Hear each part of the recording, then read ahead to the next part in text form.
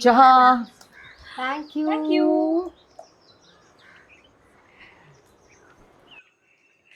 हे 8 महिने झालेत आपल्याला, काहीतरी करायला हवं. मीट अँड ग्रीट, हे कोलॅबरेशन. हां, पण कुणाला पाठवायच्या साड्या? असं कोणी जे आपल्या आयुष्यात व्हॅल्यू ॲड करतं, जे इम्पॉर्टंट आहे. आणि ज्यांनी या सगळ्या प्रोसेसमध्ये आपल्याला सपोर्ट केला. राईट. हां, आणि आपण मग अशी नोटही पाठवू शकतो की thank you for being with us through the bravest decisions of our lives. Thank you for motivating us. Thank you for being there always. Perfect. पण असं ते खरं वाटलं पाहिजे, म्हणजे अगदी मनापासून, की त्यांच्या सपोर्टशिवाय हे शक्य झालं नसतं किंवा ते खूप महत्त्वाचे आहेत आपल्यासाठी, खूप व्हॅल्युएबल आहेत. तर ते आहेत म्हणून आपण आहोत, राईट. असं काहीतरी.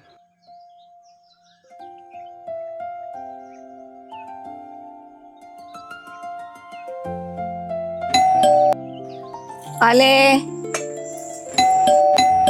आले आले आले आले. आशा, येस. शोभा, हा मीच. मनीषा आटले. हो मीच.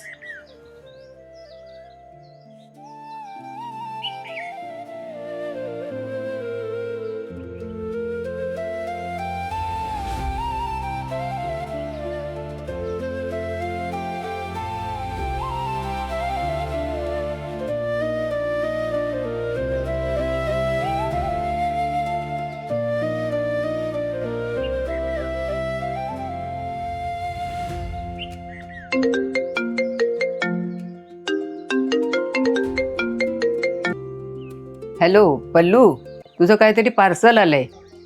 अगं माझं नाही, तुझंच आहे. रेडन ठुमकाला 8 महिने पूर्ण झाले ना. म्हणून तुझ्यासाठी पाठवलंय. Thank you for always being there. मी कधीच ग्रँटेड नाही धरणार तू माझ्यासाठी जे काही करतेस ते. Thank you. I love you. Love you बाळा. खूप छान आहे साडी.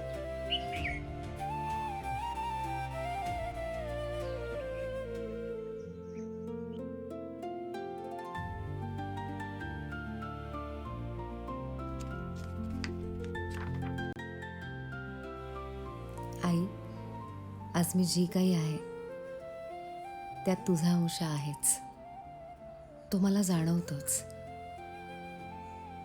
शाळेत जाताना तू धरलेला माझा हात अजूनही तुझ्या हातात आहे असंच वाटतं. अशीच राहा जवळ. गोड पापा. Happy mother's day. प्रत्येक आईला जी तिच्या परीने एक चांगली आई होण्याचा प्रयत्न करते. कधी कधी तिचे कष्ट, तिचं प्रेम, तिचे त्याग नजरेआड होतात, पण जगाला दिसलं नाही तरी ती खूप काही करत असते आणि हसत करत राहते. तुला रोज सेलिब्रेट करायला हवं. फक्त जगाने नाही, तू स्वतः सुद्धा.